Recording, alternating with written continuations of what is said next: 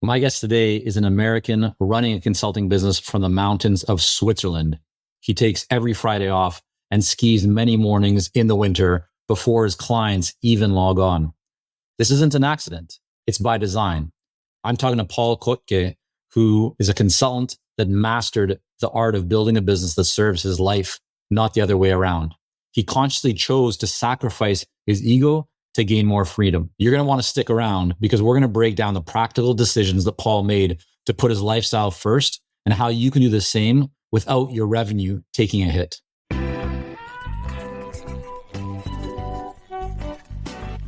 Hey, Paul, welcome. Hey, Michael, thanks for having me on. Yeah, I'm excited for our conversation here. And I know we had a few technical issues we went through, but we're back at it again. And this is going to be even better than the first one. So I've had the pleasure of watching you and seeing your business grow over the last little while. And when we met in Germany at one of our events, you shared some things about how you've optimized your business, your lifestyle, how you've created more freedom and success along the way. And I think that others can benefit and really should benefit from hearing some of the things that you've done and that you've figured out or kind of put into practice in your business. So let's start off, and I'll frame that up. When we were together in Frankfurt, you told me that, hey, one big thing that I've now done that I feel very good about in my business is I take Fridays off. I work 4 days a week. Yep. Walk us through why you started to do that, and why you made the decision to do it, and just kind of like what was going on in your business, in your life when you made that decision. So the prior 2 years had been very, very busy for me. And it's kind of one of these traps that I fell into. I didn't realize how busy I'd gotten until things slowed down. But I was working 80 hours a week, just constantly online, talking to clients, delivering work. And then I just had a drop in work for a bit of time. And it gave me this time to just be like, hey, I can go out for a walk. I can go breathe. I have time to go get groceries and not have to rush back home. And I kind of snapped out of this feeling of overwork and just burnout and just always chasing the next thing. And I decided, I'm happier. I'm doing better work now. I can focus and have better conversation. I decided I want to try and preserve that. And my idea was, I'll just take Fridays off. That's my day for me. Maybe I go out mountain biking. Maybe I go out for a long walk with my dog. Or maybe I spend that time to just have some uninterrupted time to work on my business or work on a client project. What's the impact of that? What have you found that by doing it, does it mean that you're getting less done than you were before? Are you it's the same? Is it more? Like, what would you say has been beyond actually, being able to go for a hike or having uninterrupted 8 hours just to work on your business? What would you say the other kind of outputs are? What is the result of that for you and for your business? I don't think it's really had much of an effect on my total output. If anything, it's improved it because I'm able to show up now to work and be 100% in, not just running on fumes and just trying to make it through the day. I'm actually here. I'm engaged. I'm focused. But then also a big piece too is the time off on Fridays. In one sense, is time off, but it's also dedicated time for deep thinking. I can go bike up a hill and spend 2 or 3 hours just biking up the side of a mountain. And I just get into this zone and start thinking and thinking and thinking that I don't have 2 or 3 hours in the middle of my workday just to think. And that's really opened up new ideas for me. When you ask people the question, where do you get your best ideas? Or think about one of the best ideas that you've had, and where did it happen? Where did it come to you? You'll almost never hear somebody say, when I was at my desk staring at my computer. Never. Right? Never. I'm mountain biking. I'm walking along the beach. I'm taking a walk through the forest. I'm walking the streets. I'm in a cafe. I'm in the shower, right? At my yoga class or at the gym. It's not in your usual day to day. And so what you're hitting on, the importance of making time for deep thinking, making time for innovative thinking, making time for yourself. I think for so many people, it can feel self-serving. It's like, you almost feel bad taking that. that time. But when you do it and you understand the power of what it unleashes and what it, the potential that it provides, you recognize that it's actually not, um, it's good for your business. Yeah, it really is. Yeah, it helps you to grow. And for you to be able to say that your output has not decreased. In fact, it's the same as working 5 days, but now you're getting that done in 4 days, or you're actually getting even more done, I think is a testament to the power of this. I remember I saw this firsthand many years ago when I was in high school. I was competitive in track and field and was thinking to get a scholarship to go to university through that program. I don't know if I ever shared that with you or not, but it was like 6 days a week, training. I had no time for studies, and I was not into education when I was in high school, or really in any time of my education. It just wasn't my thing. I always wanted to get out into the quote unquote real me world, neither. right?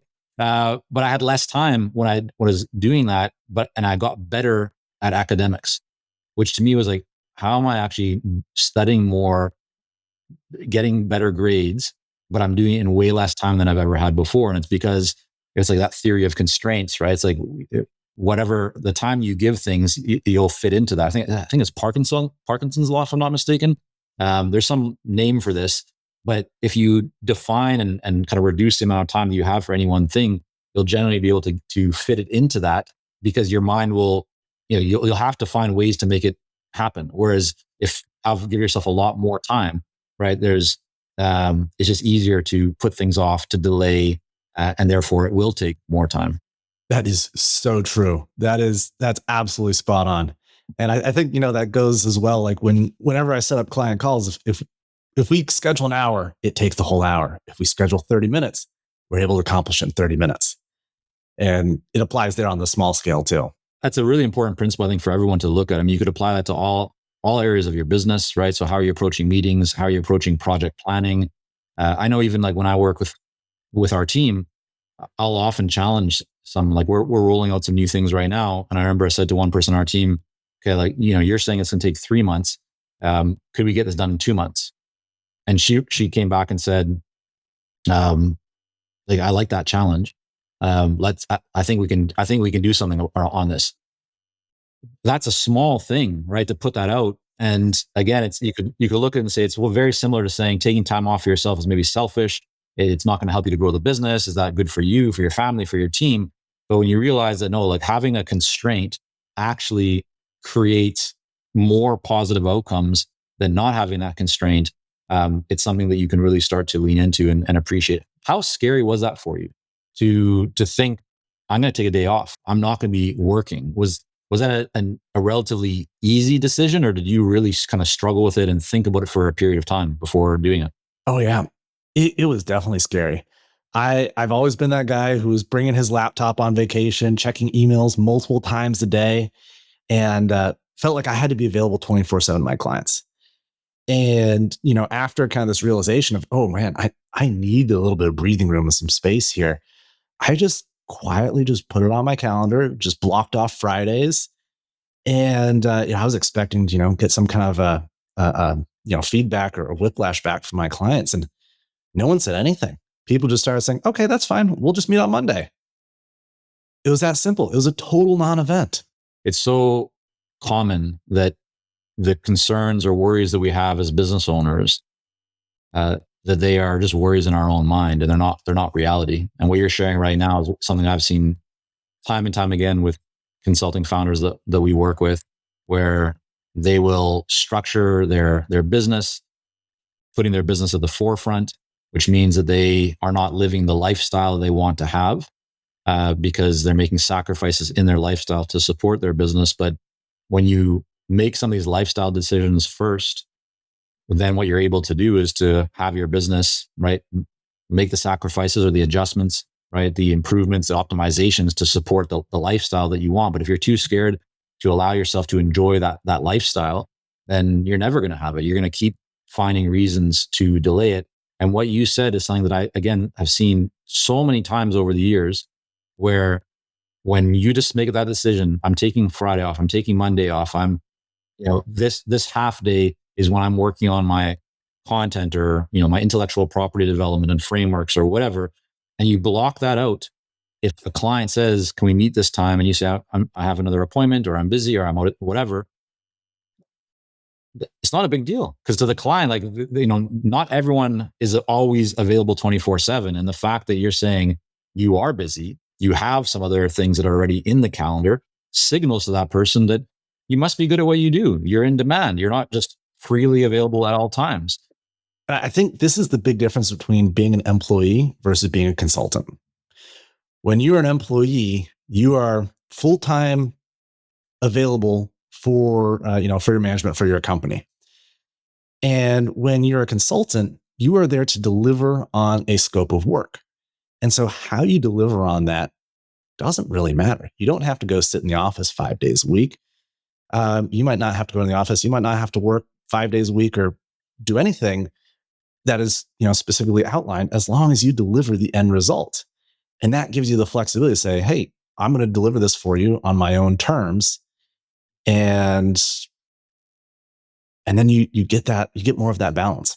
That's probably one of the biggest distinctions, or actually probably say an important distinction about being a business owner, and especially in the world of consulting, that clients are paying not for your time, right? They're paying for the outcome. But I think the bigger and more important concept, because it covers a lot more ground, is that value is, right? It's not about time, right? It's about the overall outcome, and that the amount of time that you spend doing something does not equal the value that is created, right? It's what is the actual outcome. That is what the value is. I remember, like, a personal example many years ago. If my wife heard me say it, she'd probably laugh, but she used to say, like, I'd go in the afternoons for a meeting. So Sam, who you've met, my Yep. right, Yep. and a co-founder here at Consulting Success, we would go for a lunch, and, like, we'd finish working at lunchtime, and we'd go to a restaurant, and we have some food or drinks or whatever. And I would finish the day. So I finished the day at 12 or 1 or something like that. And she was like, "What? Like, what were you doing? Like, why aren't you working?" And I'm saying, "Well, I was working, but I'm just not working in the typical way. Like, when we're having conversations, I'm thinking about things. And also, as a business owner and entrepreneur, you need to have this balance of time to decompress, to unwind. You can't be always on the clock, right? Because, again, as a business owner, your mind is always, or generally very often, thinking about business. That's the difference, again, between the employee and the business owner mindset. The employee in general goes to work, clocks out, comes home, and isn't thinking as much about work. They might be thinking about how good or bad their day was, or how, that their boss is someone that they do or do not like. It's, politics, but they're not actively generally thinking, like, how do I grow the business, and how do I, right? Whereas the business owner, you're always thinking about what improvements can I make, and what's going on. And there's just so much more that tends to consume the mind. And so having that balance and being able to find time when you're not as engaged allows your mind to, I think, reach those places where you can start to have breakthroughs, or at minimum come back to when you are working and have a lot more energy and focus. That's a really dangerous trap to fall into, being self-employed.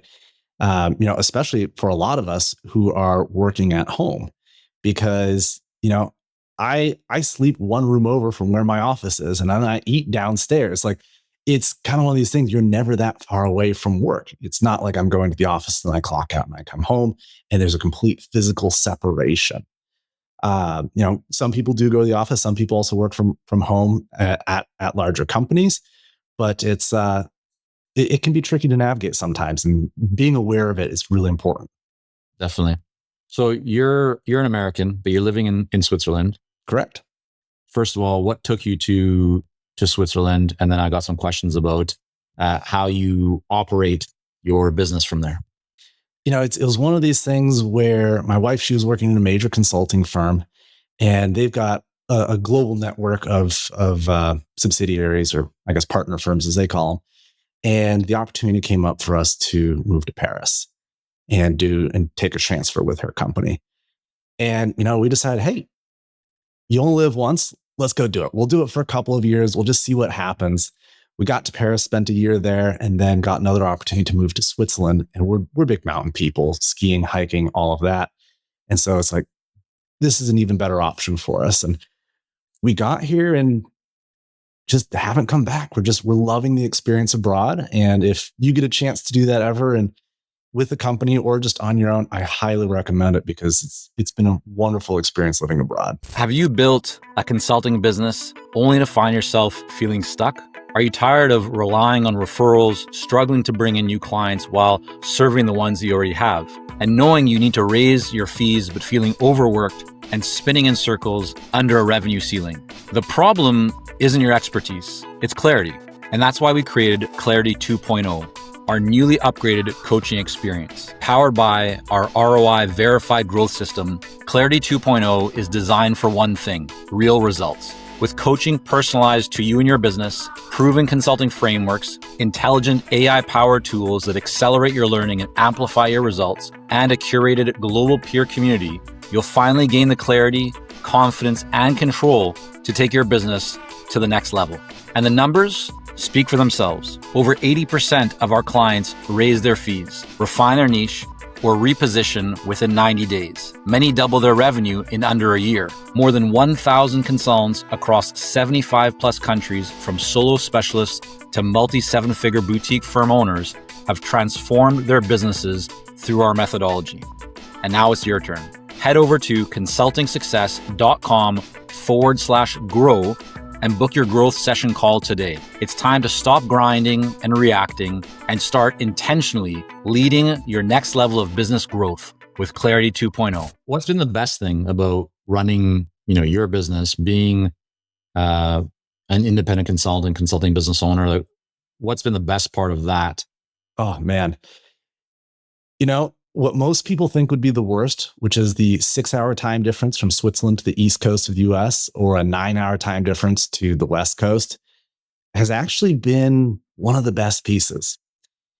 Because when I was working in the US, I was working regular, like 9 to 5 hours, especially in the winter. You get out of work, it's already dark outside. And in Seattle, where I was living, it's rainy as well. And you just go home and kind of just cook some dinner and go to bed, and there's nothing really to do. And what I've realized here is actually that time difference works into my benefit, because in the wintertime, before having a kid, things are different now, but before having a kid, I would go out skiing every day, and I get a whole bunch of runs up in the mountains, up in the sun, and then come down in the afternoon, log onto my computer around 2 or 3 in the afternoon, which is 8 or 9 a.m. Eastern time, work the Eastern time zone. It gets dark and cold outside. I'm in here working, go to bed and do it again. And being able to take advantage of that outdoor time and the sunlight has really been nice. Awesome. That's great. What would you say has been the hardest part, or maybe the biggest challenge of running your business from there? I think the biggest challenge is not being able to spend as much time physically in person with clients. I try and do. And that's because most of your clients are US based? Yes. Yep. Great question. So almost all of my clients are US based because it's a very large market. I'm American. I understand the market. And so it's easy for me to address. And I try and do a big trip every year and go out and see a couple of clients, try and see them at Smartsheets user conference every year. But if I were closer, I'd probably get to see them more often. And I feel like you can never replace an in-person relationship. Everything these days is moving online, and the ability to go meet someone in person, to spend time at their company, see their manufacturing facility, there's just nothing that can substitute. Yeah, I think that's very, very true. That's why we try and do these events, with clients. And it was really great to meet you in person and a whole bunch of other clients, kind of around Europe and from other places in Frankfurt when we did that. I'm interested in, and maybe have you describe a little bit more about the way that you've structured your business. You have a very lean business. How do you think about hiring or not hiring, and using automation? How have you kind of gone about making those decisions of when to hire somebody or not to hire somebody, and just thinking about what does growth mean to you in terms of other people or not bringing other people into the company? That's a really great question. Early on, I had come in with this assumption of hey, I want to grow this business. I want to hit, $1 million, multi-million dollar numbers in revenue. And, I'm going to see where it can go. The space is the limit. And as I started going down that path, I realized what really makes me happy is spending time with clients, is doing technical implementations in Smartsheet, like really getting my hands dirty on that. And I tried hiring someone for a period of time and realized that moving into a management role for me is less fun. It's not where I want to be. It's not what gives me energy. Um, and then on the other side of it too is there are a lot of other consulting firms in my space who have larger teams, or Smartsheet has their own internal services. And what I've realized is there's definitely a market niche for companies that are saying, hey, we've gotten passed between multiple different junior consultants on the same project. And then when we need to extend that into a new scope of work, we get someone completely new, and they're staffing based on capacity and optimizing utilization, all of that. And when I tell them, it's like, hey, it's just me. You're going to get me for your sales process. You're going to get me for your implementation. You're going to get me for the ongoing hypercare and support thereafter. And that's really resonated with the niche of clients. So it was a bit of a lining of the stars there. Do you feel like you've had to make sacrifices in your ability to generate greater revenues? And what I mean by that is by not growing beyond, not hiring more people, not thinking about ways to scale and grow the business, because you've recognized that you really want to be directly involved in the implementation. Now, if you, a more, call it maybe standard path, when people think about growing a consulting business, would be hire people to do the delivery, right? Teach them your frameworks and all that kind of stuff. And, you initially are bringing in the business. Maybe at a later time, you bring somebody in to help with business development. Do you, like, have you actively in your mind said, yeah, I've made a trade-off. I recognize I'm capping my earning potential? Or do you see it as, no, how do you view that, the model you've selected? I had to sacrifice my ego. I had to come to terms that I didn't want to build a multi-million dollar business because that's truly what I wanted. I wanted to build a multi-million dollar business because other people had done it, and I wanted to prove to myself and them that I could do it too. And so, back to your earlier point of balancing your life with your work and making sure that that's a symbiotic relationship. I've realized that in this model, I can generate the revenue I need to live the lifestyle I want. And hey, that checks all the boxes. So if I get more time to go mountain biking, I'm all happy about it. It reminds me of and this is actually why, one of the main reasons I want to have you on was to share this message, because I think it's a very important one. Very often people define success as how much money are you making? They go, oh, you're generating millions of dollars or tens of millions of dollars or whatever the number is. And that's, society makes that impressive. And don't get me wrong, I'm a capitalist at heart. I'm interested in, making money, but mainly for the purposes of the freedom that it creates, and looking at it as a way of kind of seeing, how we are progressing and as a challenge.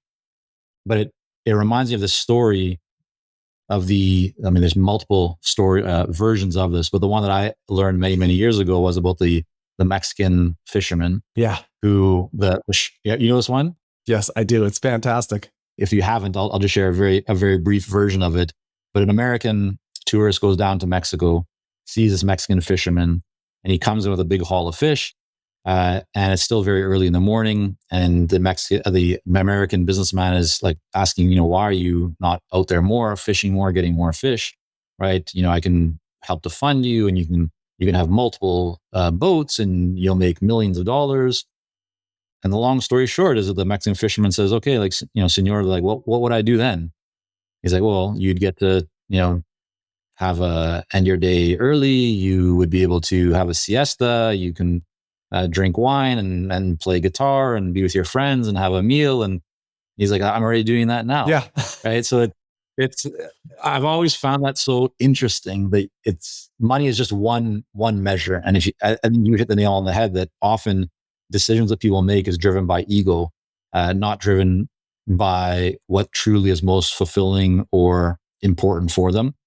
And getting really clear on what is important for you as a human being, as a person, and then reverse engineering that and figuring out, okay, well, what is the business model that I need to have to achieve that? And it doesn't mean that just because somebody is not as focused on growing their business to multi-millions of dollars, or again whatever that metric is, it doesn't mean that they don't have to work hard. It doesn't mean they don't have to think about what are the pitfalls, what are the dangers, what are the risks. You still need to be strategic. You still need to take action, right? You still have to be a business builder, but the way that you keep score is a little bit different, and some of the actions that you take or the decisions that you make of what you say yes or no to become different. And I think often will become more aligned with what you truly want and care about. Yeah. Spot on. Okay, so Paul, what I wanted to do here is I'm conscious of the time that we have, and I know that we had a bit of a tech fumble earlier on, but we're back on track and making good progress.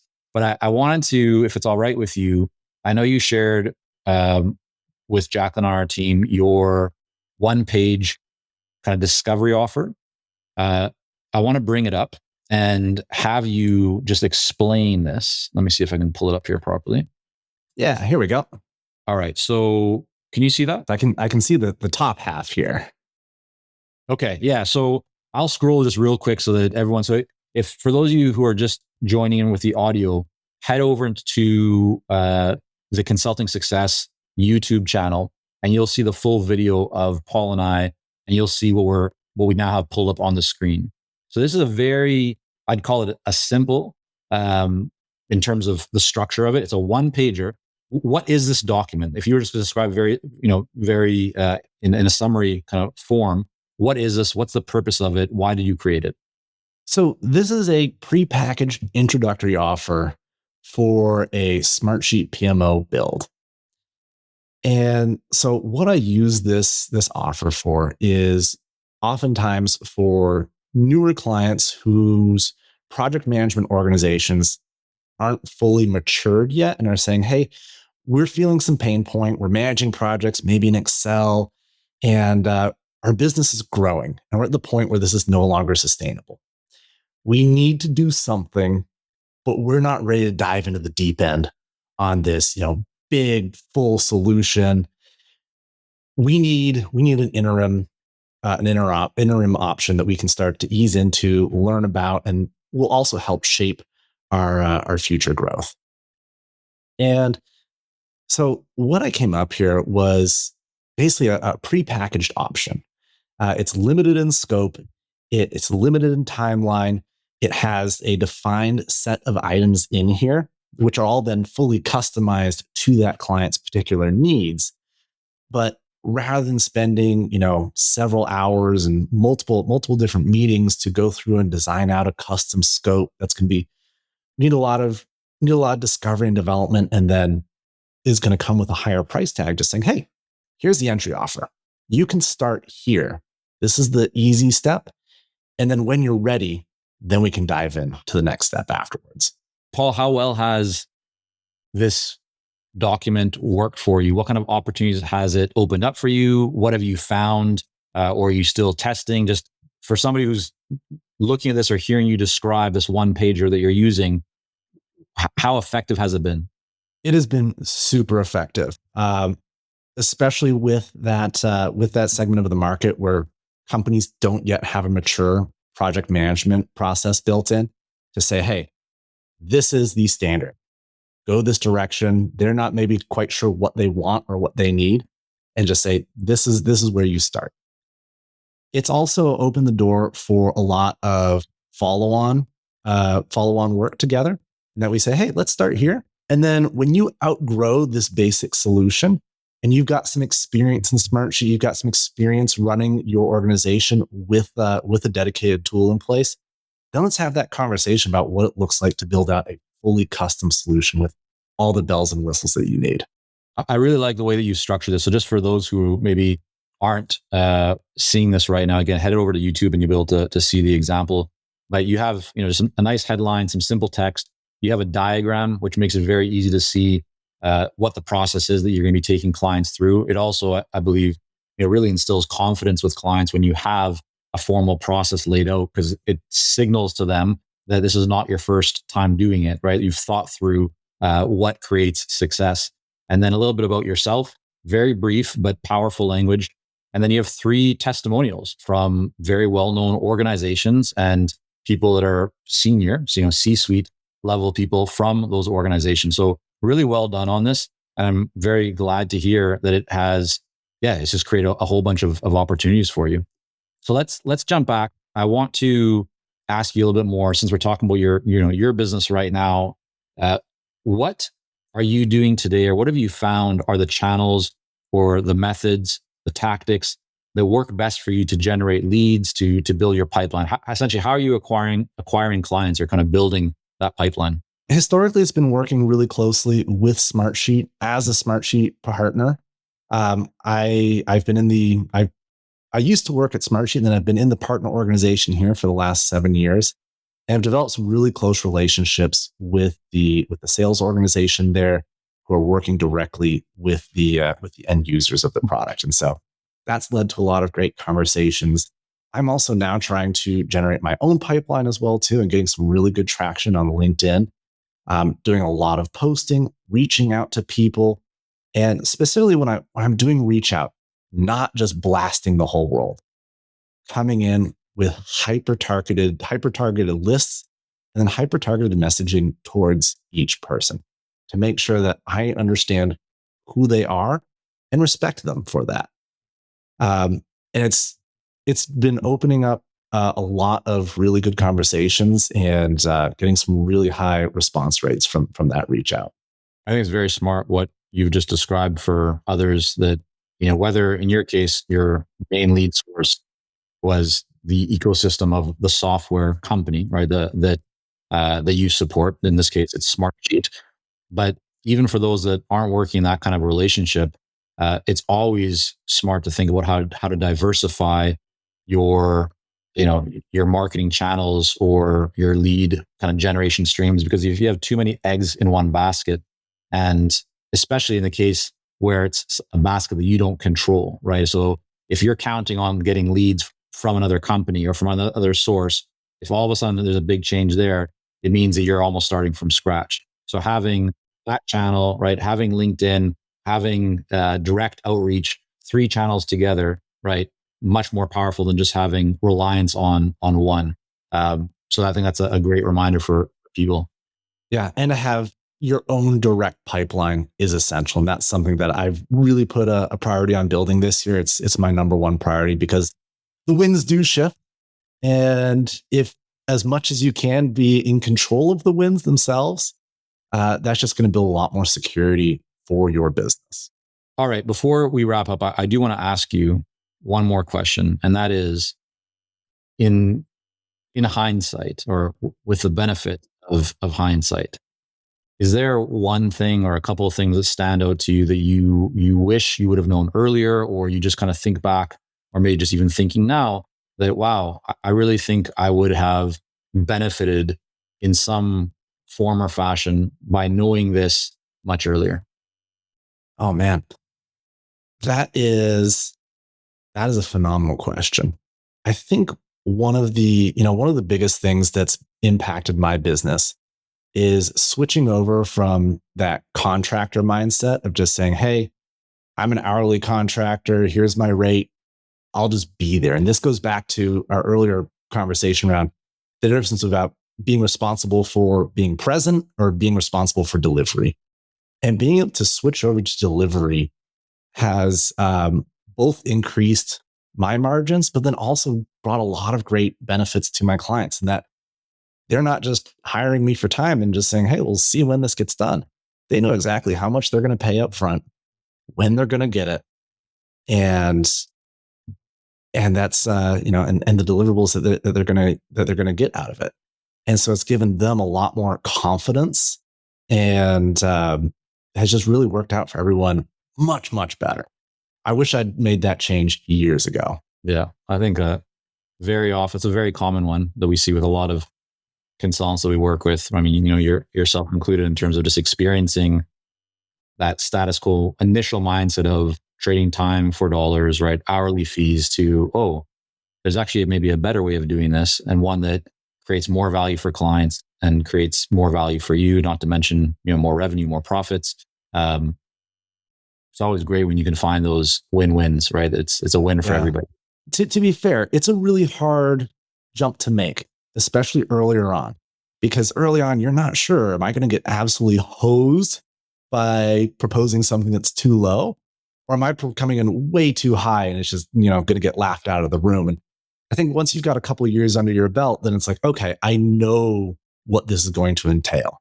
I've experienced this previously. I can say with confidence, it's going to take us 8 weeks and cost us, X number of dollars.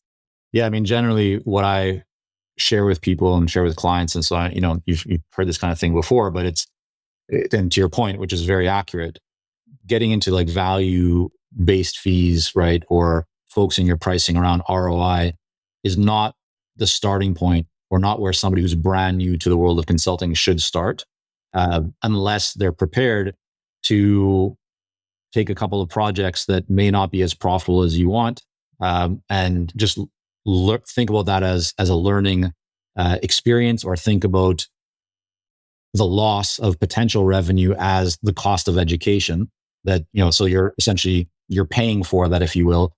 But there's nothing wrong. And in fact, what most people tend to do is have your first initial, few projects and engagements as being on an hourly basis, so that you can understand what is actually involved, how much time something takes. And then once you have that structure, that knowledge and understanding, you can be much more confident to go in and talk to the client and focus on now the value and not the time. Because if you can see that you can create a great outcome and result for the client, and you can capture or receive part of that compensation, but still deliver a really powerful and compelling ROI to the client, then they get great upside. You get more compensation than you would if you were just charging on hourly fees. And then the real winning part is that in so many cases, right, you can deliver that project in significantly less time than it would take, if you were just thinking about it from the hourly perspective, right? Because if you know that you can get it done in less time and you charge on an hourly fee basis, it generally means you're going to make a lot less money, or that you're going to need to extend the amount of time in order to earn more, which is, I think, a real disservice and just not the right way to engage and work with clients. So the hourly bit is always a bit weird for all parties involved, because if you're really good at what you do and you work faster, well, you're getting paid less. And if you're not good at what you do, the client is paying you more to deliver something that's not as good. And so it just doesn't make sense. But if you can remove that ambiguity, everyone knows what the outcome's going to be and feels good about it, then it's a win-win across the board. And I think just to add for people that this is not going to necessarily fit every single situation. There are organizations out there that will be very opposed to hourly fee, to value or kind of ROI focused fees, because they haven't done it before. They don't understand it. And that then becomes a question for you. Do you want to invest the time to educate them, to try and work with them, to get them to be comfortable with it? Or maybe you just decide they're not the right client for you and you move on to working with those that do understand it. But these are all things that you want to be thinking through. So Paul, I want to thank you for coming on. I know we've just really started to kind of talk about some of the things you've done. There's so much more that you have accomplished and that you continue to work on. Where is the best place for people to learn more or to connect with you if they'd like? Come find me on LinkedIn, search for Paul Koetke, Koetke, or find me on my website, koetkeconsulting.com. All right. Thanks again for coming on. Thanks for having me on, Michael.